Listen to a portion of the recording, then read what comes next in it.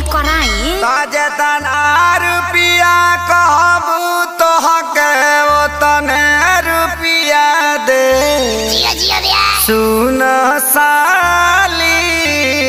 हो अब हवा कैसे पसेरी 2 रुपिया हो 2 रुपिया 2 रुपिया हो 2 रुपिया चोली रंगाई दे 2 रुपिया हो चोली रंगाई दे 2 रुपिया हो साया रंगाई पौने 2 रुपिया चोली रंगाई दे 2 रुपिया रे साया रंगाई पौने 2 रुपिया आए विवेक जी तनी बेंजू पेरी तो जो खपे चुका रहिया से खोदे जाना पता ना जाना जाइया जे जागे कि जाना वहाँ जाइया जे जागे तो हटे दोसरा के धनवा जाना वहाँ जाइया जे जागे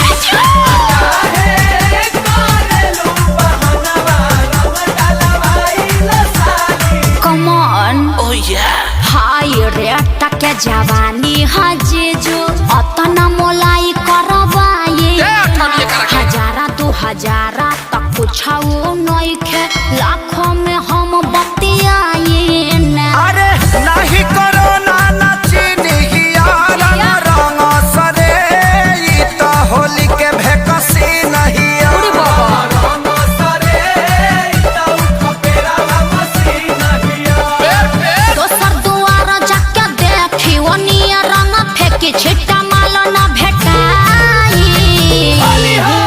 अरे कहता आधा काठा लिख दे हबखे अरे पूरा लिख दे बाकी डालब भर पे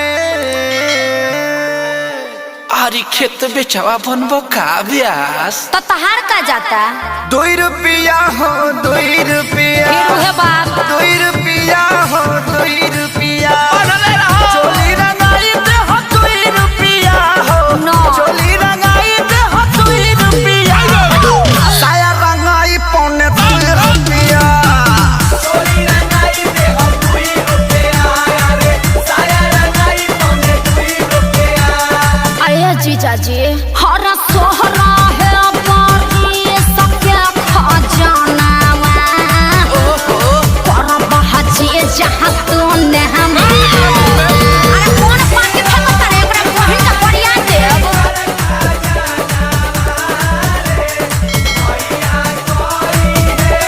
अरे पंजर के सार का हो बिना सिक के झाड़ू सुन ले बानी बिगहा के बिगहा राउर जोत जोताला जी बजट कुछाऊ बढ़ाई जीजा तबे रंगाई उच खाला जी खाली पैसा पैसा तू कइले बारू सुन साली हमारा अभिले ना कुछ रंगवइले बारू साली हमार गोरी किसमिस नाच खइले घेरा खइबा लोग अखिलेश खेसारी न पोल्हाई आकाश श्याम के बोलाई रंगाई आई हर तबला बहुल का लगा बजा दिहन अरे जुगु जुगु जिया साली लाख बारी होली खेले गइलूसी आये जीजा जी खूब जियत रही अपने ढारत रही अपने पियत रही तहार के पी है 10 टकियावा दी ना बाल्टन के आओ अब 2 रुपिया हो दे हम 2 रुपिया हाँ भाई 2 रुपिया हो दे हम 2 हाँ रुपिया तो वो दे ये दे चोली रंगाई दे हम 2 रुपिया हो चोली रंगाई दे हम 2 रुपिया हो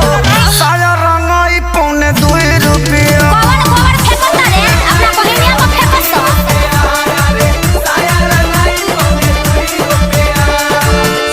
लहई चरनिया चोली किन के राज कर अपना हित मशीन जीजा जी पर नाच